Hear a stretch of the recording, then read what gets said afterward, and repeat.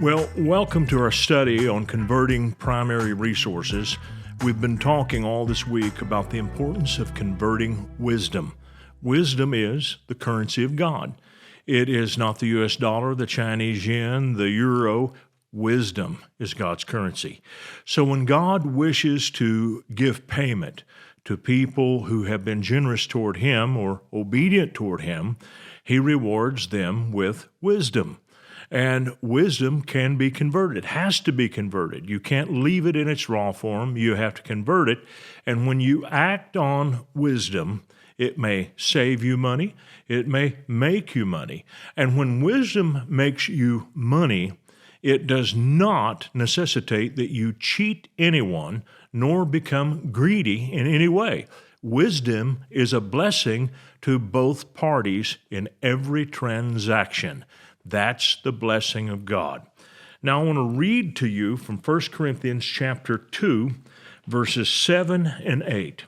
And it says, "But we speak the wisdom of God in a mystery, the hidden wisdom which God ordained before the ages for our glory, which none of the rulers of this age knew, for had they known, they would not have crucified the Lord of glory."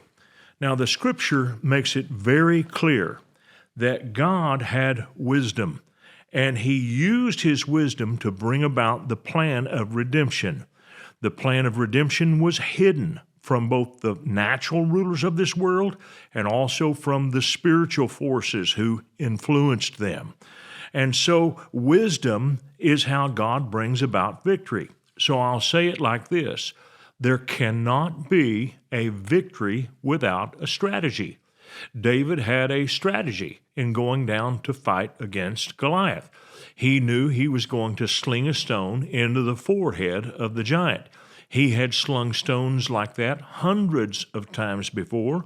He was an expert in slinging stones. He had proven the sling, and that's the reason that he took it with him. So David had operated in wisdom, and he had a strategy. He knew what he would do. When the giant fell, David instinctively ran to the giant. This was not the first time he'd thought of that. I believe that David had visualized this. He had seen it before he ever did it. And when the giant fell, he ran right to him, and he probably knew that everybody in the field would be completely paralyzed with surprise at what David had done. There was a man standing near the giant who held his shield. He did nothing. Can you imagine the shock that would have come over him when David knocked Goliath down? David was then able to pick up the sword and cut off the head of the giant. This again paralyzed the Philistines with fear, and it completely reversed what had been going on in the battlefield. Now, I want you to think about this. The Philistines contributed to their own fall because they banked everything on the success of one man. In other words, Goliath was their trump card.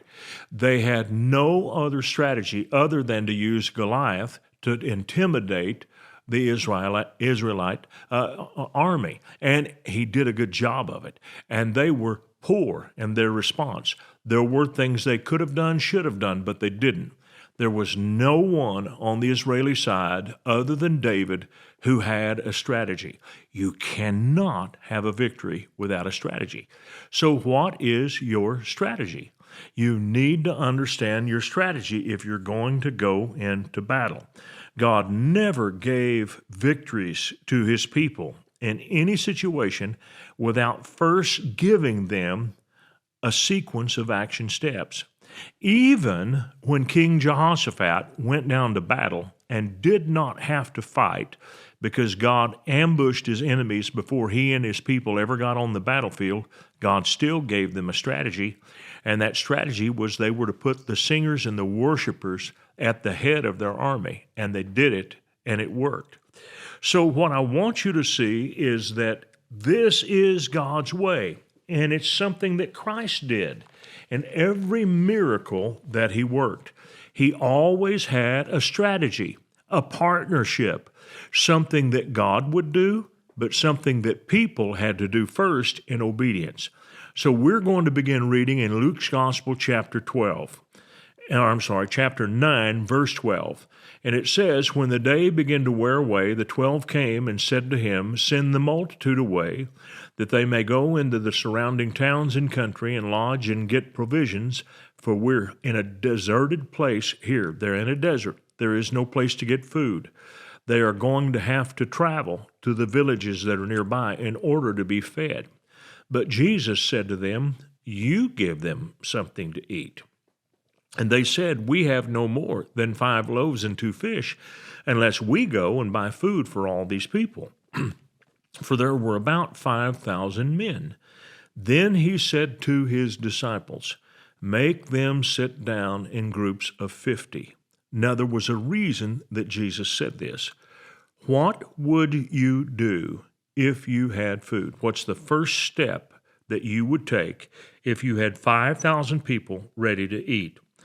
You would, number one, seat them to keep them from overrunning the supply, especially people that are hungry. He not only said make them sit down, he said make them sit down in groups of 50. And why is that? Because 50 was a manageable group. You can walk into a group of 50 people and very quickly determine who has been given fish, who has not been given fish. You can look later on as you are proceeding to another group and ask yourself, did we feed them? And you look just to that little circle of people. If you see one person chewing, you know, yes, we did it. We took care of them. So it is efficient, it is orderly, and it's a step of faith, because seating them on the ground was a way of showing God and showing these people that we expect something. And they sat down to receive the food. Then he took the 5 loaves and the 2 fish, looking up to heaven, he blessed and broke them, and gave to the disciples to set them before the multitude. So they all ate and were filled. And 12 baskets of the leftover fragments were taken up by them. Now this was a miracle, but it did not come without a strategy. We see the same thing when Jesus turned water into wine in John's Gospel, chapter 2. He told the servants to fill all the water pots with water, and they did. When they were done filling these water pots with water, which was no small task, was at least 180 gallons worth of water would have been put in those different pots, he then said, "Go bear this out to the governor of the feast." It is then and only then that the water was turned into wine. So there was a part that people had to play. But also there was a part that God played. The people part came first. God works in concert with people. So if you are expecting God to supply a need for you, you need to be praying first and foremost, God, what is my strategy? What is my part? This is not the way most of us think.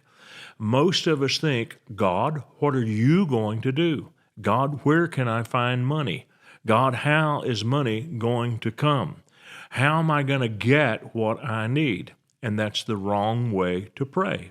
That's not the way that God works.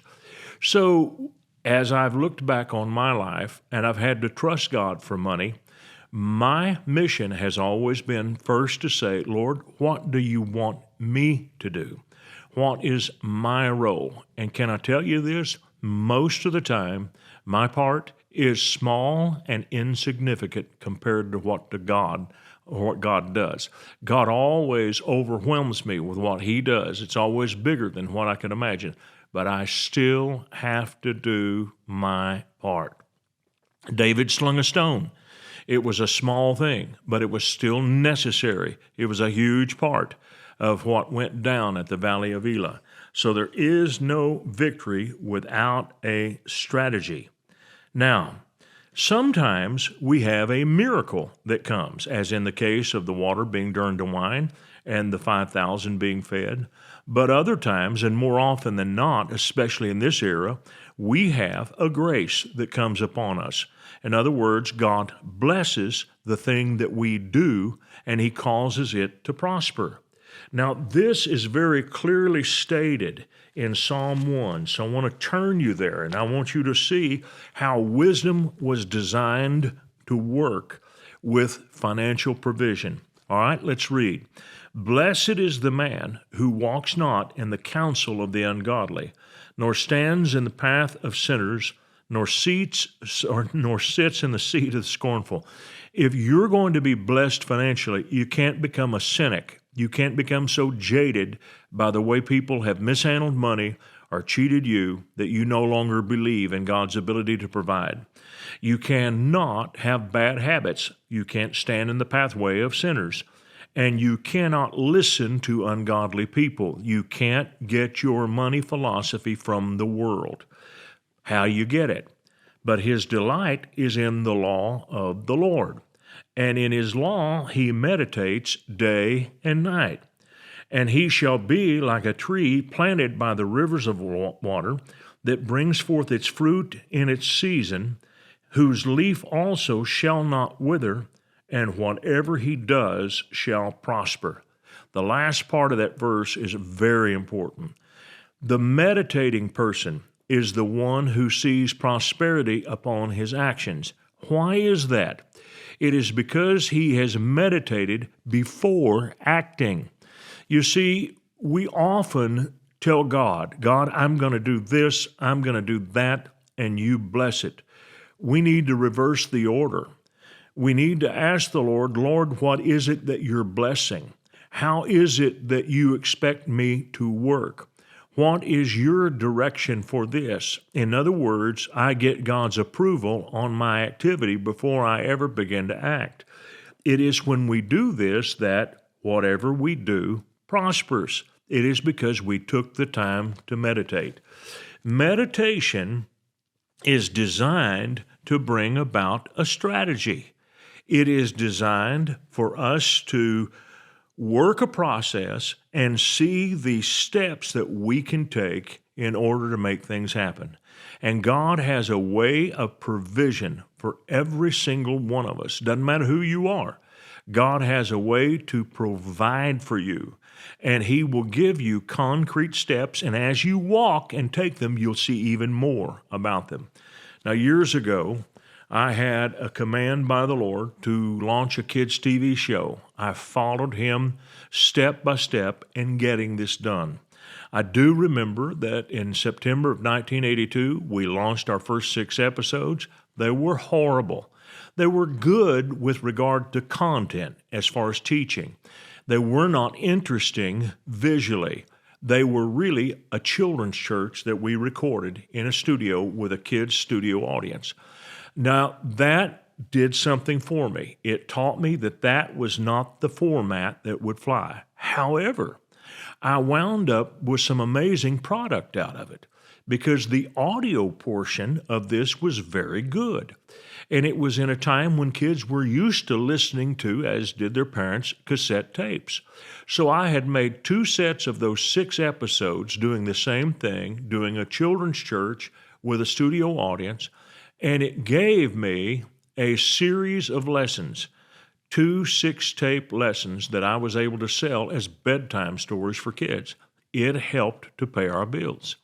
It wasn't long before we stumbled onto a new idea, and that is we began to act out stories teaching kids to watch us. Instead of me talking directly to the camera, I learned how to create stories that kids could follow. And I created characters that kids could relate to that were really like kids who were adults. So my adults had kid-like problems, and I helped them to solve those problems. That was the essence of the Gospel Bill Show. That formula we refined, and it began to work.